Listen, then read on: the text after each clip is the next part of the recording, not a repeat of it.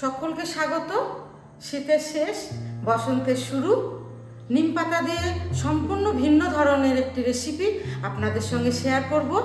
আপনারা অনেক রকম নিম পাতা রেসিপি খেয়েছেন, এই রেসিপিটি একদম অন্য ধরনের হবে। নিম পাতার এই রেসিপিটি বানানোর জন্য এখানে আমি 150 গ্রাম মটর ডাল ধুয়ে রেখেছি, একটা লঙ্কা দিয়ে সিদ্ধ করে নেব।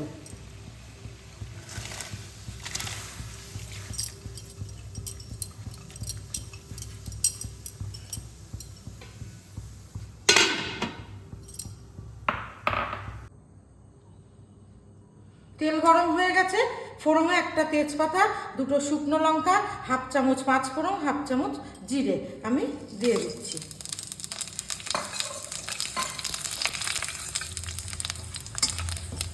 একটু ভাজা ভাজা হয়ে গেছে, এবার নিম পাতাটা এই তেলের সঙ্গে ভেজে নেব।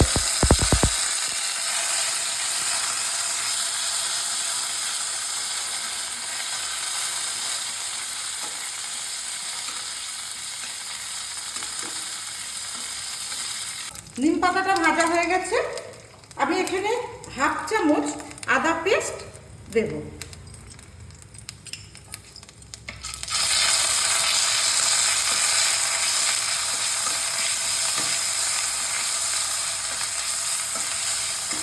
রেডি হয়ে গেছে, এই সিদ্ধ করা ডালটা এর মধ্যে দিয়ে দিচ্ছি।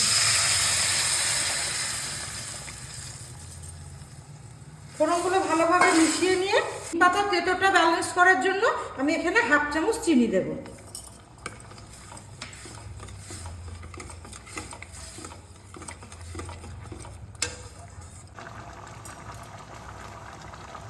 নিম পাতা দিয়ে মটর ডাল একদম রেডি। দেখতে কতটা লোভনীয় হয়েছে, খেতেও খুব সুস্বাদু হবে। নিম পাতার এই নতুন সহজ পদ্ধতির রেসিপিটা আপনারা অবশ্যই বাড়িতে ট্রাই করবেন।